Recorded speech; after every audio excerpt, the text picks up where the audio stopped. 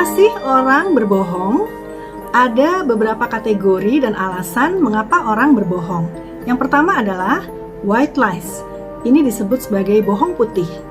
Jenis bohong yang ringan dan hanya sesekali. Tujuannya agar tidak menyakiti perasaan orang lain. Contohnya, saat bertamu, lalu kita ditawari makan oleh yang punya rumah. Maka kita akan menjawab, sudah makan, padahal belum. Tujuannya agar tidak merepotkan. Yang kedua misalnya diminta mengomentari satu masakan. Kita bilang, enak, padahal mungkin biasa saja, karena tidak ingin menyakiti perasaan orang lain. Jadi tujuan dari white lies umumnya adalah untuk menjaga perasaan orang lain.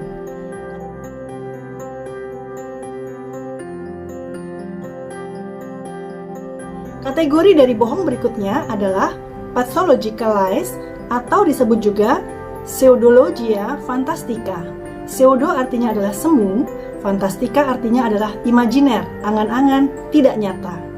Disebut juga sebagai mythomania, dari asal kata myth atau mitos yang artinya hanya isapan jempol, tidak berdasar pada kenyataan. Nah, pathological lies umumnya disebabkan karena si pelaku sebenarnya merasa minder, insecure, merasa dirinya tidak kompeten, dan dia mengkompensasikan rasa rendah dirinya tersebut dengan cara membual, melebih-lebihkan, mencatut nama atau drop names, mengaku kenal dengan orang-orang terkenal, berbohong tentang latar belakangnya, kondisi dirinya, pendidikannya, keluarganya, hartanya, pengalamannya, dan sebagainya. Contoh, dia membual tentang liburan sebulan di Dubai, padahal baru rencana. Atau mengaku-ngaku bergelar MBA dari luar negeri, padahal cuma ikut kursus. Mengaku-ngaku punya aset, padahal milik orang lain. Atau menyebut-nyebut merasa berkerabat dengan tokoh-tokoh penting, padahal sebetulnya tidak terlalu kenal, dan sebagainya. Tujuan dari pathological lies ini adalah agar dirinya terlihat hebat, terkesan wah, butuh diakui eksistensinya, dan ingin merasa dirinya istimewa, spesial pakai telur, ya, sehingga dia pamer berlebihan dan berbohong. Padahal kebohongan itu adalah untuk menutupi kelemahan diri yang merasa tidak layak, insecure, sehingga dia merasa harus berbohong demi menyaingi pihak lain yang membuat dirinya merasa minder tadi. Jika tidak bisa menjadi yang terhebat, maka dia akan berpura-pura untuk menjadi pihak yang paling teraniaya, playing victim, demi meraih rasa iba, perhatian, dan dukungan dari pihak lain.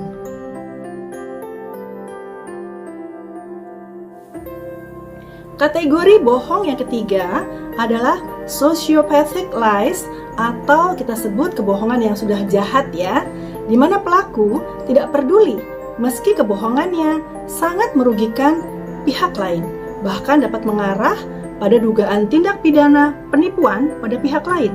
Dia tidak ambil pusing, malah tidak merasa bersalah, karena tidak punya empati terhadap situasi atau kesulitan yang dialami oleh pihak yang menerima akibat dari perbuatannya. Tujuan dari kebohongan yang bersifat sociopathic lies ini adalah untuk memanipulasi, mempengaruhi, memperdaya, dan mengambil keuntungan secara sepihak dan secara tidak benar, sehingga bisa merugikan pihak lain. Contohnya, berpura-pura sakit parah, atau berpura-pura mengalami kondisi darurat, lalu mendesak minta dikirimi uang, padahal sebenarnya dia tidak sakit seperti yang dikesankan. Atau seolah-olah berperan sebagai penggalang dana bagi bencana alam, padahal donasi yang terkumpul akan dia ambil sendiri atau dia tilep. Ya? Atau mungkin sengaja menutupi tentang asal-usul atau kualitas, mutu, dan kondisi barang yang diperjualbelikan. Itu beberapa contoh dari sociopathic lies.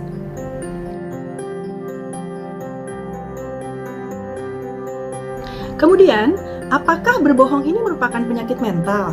Nah, di sini kita bisa lihat bahwa perilaku berbohong, jika dia adalah kejadian tunggal atau berdiri sendiri, maka itu tidak cukup untuk didiagnosa sebagai penyakit mental. Dalam Diagnostic and Statistical Manual for Mental Disorder atau DSM versi 5 misalnya, atau di dalam PPDGJ, Pedoman Penggolongan Diagnosa Gangguan Jiwa, Disebutkan juga bahwa memang perilaku berbohong saja bukanlah sebuah kondisi yang bisa dikategorikan atau didiagnosa sebagai penyakit. Akan tetapi, kebiasaan berbohong patologis atau kecenderungan berbohong jahat atau sociopath lying tadi adalah merupakan salah satu indikasi, gejala, simptom, atau kriteria yang umumnya muncul saat kita menegakkan diagnosa untuk gangguan mental tertentu. Nah, misalnya pada gangguan mental narcissistic personality disorder, di mana orang itu ingin selalu dianggap hebat oleh sekitarnya, ingin selalu pamer dan kelihatan keren, maka berbohong dengan melebih-lebihkan kondisi dirinya secara ekstrim atau grandiose adalah salah satu cirinya. Begitu juga pada gangguan mental psikopati atau sosiopat atau antisocial personality disorder. Perilaku berbohong menjadi salah satu alat untuk memanipulasi korban-korbannya.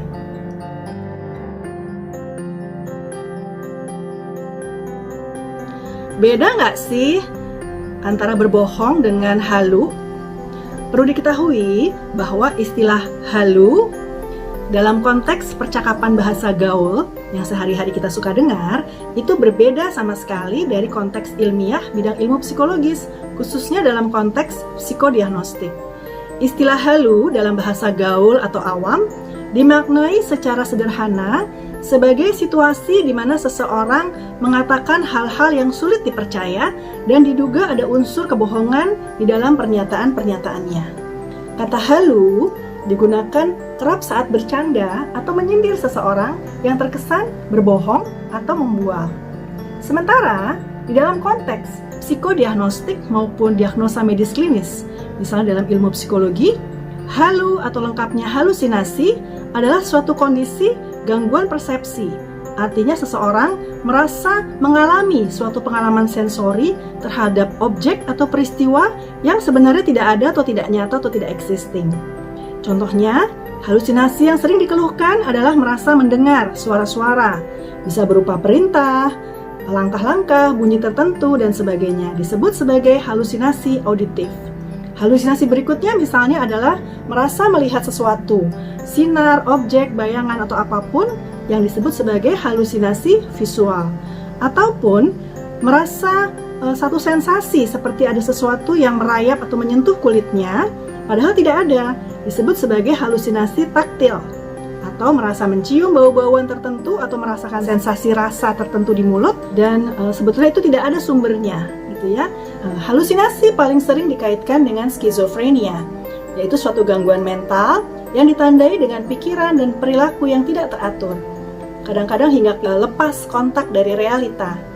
Namun, diperlukan pemeriksaan yang komprehensif dan mendalam oleh tenaga ahli kesehatan mental untuk dapat menegakkan diagnosa tersebut. Jadi sebenarnya berbeda ya antara halu yang dimaksud dalam bahasa gaul dengan pengertian dan makna halusinasi dalam konteks ilmu psikologi dan medis klinis. Hati-hati, jangan sampai jadi rancu dan melabel atau mencap orang padahal kurang tepat. Bisakah perilaku atau kebiasaan berbohong ini disembuhkan? Jawabannya bisa, namun tidak mudah, karena untuk sembuh diperlukan kemauan dan kesungguhan dari diri orang tersebut. Jika pelaku kebohongan ini tidak merasa perlu untuk berubah, tidak merasa perlu untuk sembuh, dan tidak merasakan bahwa kondisinya itu bermasalah, sehingga tidak merasa perlu ditolong, maka akan sulit sekali untuk bisa dibantu.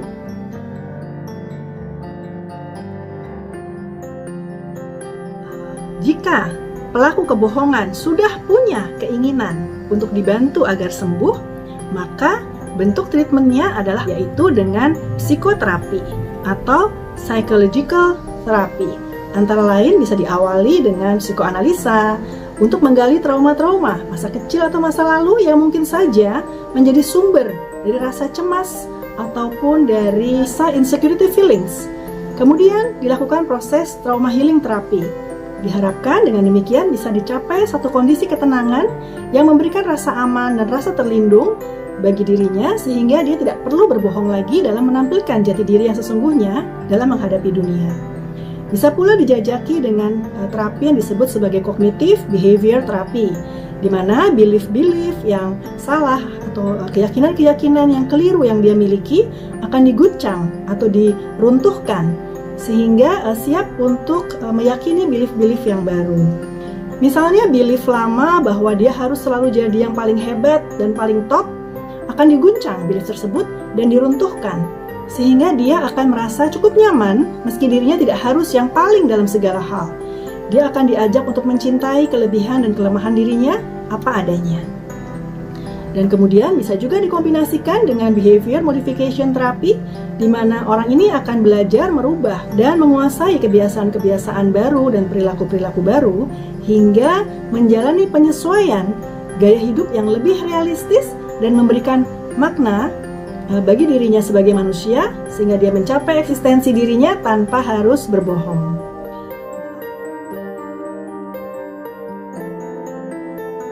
Nah, apa yang harus dilakukan jika kita menemui orang yang kerap berbohong? Jika kita menemukan orang yang kerap berbohong, yang sudah mengarah pada pathological lies ataupun sociopath lies, maka pilihan respon kita ada 3 macam opsi. Yang pertama adalah, jika Anda merasa punya waktu, punya tenaga, dan punya niat untuk membantu menghadapinya, maka lakukanlah hal sebagai berikut. Pertama, bertanyalah secara detail. Cek kronologis kata-kata dia, cek waktu, tempat, detail, hal-hal spesifik kita tanyakan. Contoh, dia bilang nih, kemarin sebulan liburan ke Dubai. Maka kita tanya detail. Kapan berangkatnya? Sama siapa aja? Naik pesawatnya apa? Tiketnya berapa sih? Transitnya di mana? Nginepnya di hotel apa? Ke kota mana aja kamu? Lihat fotonya dong. Atau lagi ada event apa aja di sana? Mana oleh-olehnya dan sebagainya. Dari situ sebetulnya kita juga mengecek apakah dia betul-betul dapat menjelaskan secara detail atau terbata-bata karena memang sebetulnya tidak pernah berangkat. Yang kedua adalah kita siapkan data dan fakta yang bisa mengkonfrontir kebohongannya. Katakan, loh, waktu itu katanya anak kamu yang bungsu pas lagi sakit dan opname. Ingat nggak? Waktu itu kan kamu sampai pinjam uang untuk biaya rumah sakit. Lah kok kamu malah jalan-jalan ke Dubai sebulan lagi? Yang benar yang mana? Jadi kita konfrontir. Kemudian kita bisa juga katakan, tadi katanya berangkatnya tanggal berapa ke Dubai? 16 Mei 2021 ya? Padahal tanggal itu di Abu Dhabi lagi ada sudden lockdown loh. Ini aku punya temen nih yang di orang travel, dia cerita. Terus juga katanya by the way hotel yang kamu inepin itu katanya nggak ada di sana. Jadi sebenarnya kamu itu udah ke Dubai atau baru rencana ya? Kita tanyakan ya kepada dia, kita konfrontir. Opsi yang kedua adalah jika kita merasa bahwa kita perlu bantu dia dan dia ada kemauan untuk berubah, maka bisa kita ajak berkonsultasi kepada ahli kesehatan mental ataupun kepada psikolog. Jika dia memang menyadari kesalahannya dan mau merubah diri, maka bantulah, dukung dan dampingi. Insya Allah petugas kesehatan mental dan juga para psikolog akan siap untuk menolong. Opsi yang ketiga adalah jika ternyata terlalu beresiko untuk berada di dekat dia, karena selalu saja berbohong, menyusahkan orang lain, merugikan, maka sebaiknya hindari saja, jaga diri Anda. Manapun opsi yang Anda pilih di antara ketiga tersebut, tetaplah berhati-hati, jangan lengah, dan jangan terperdaya.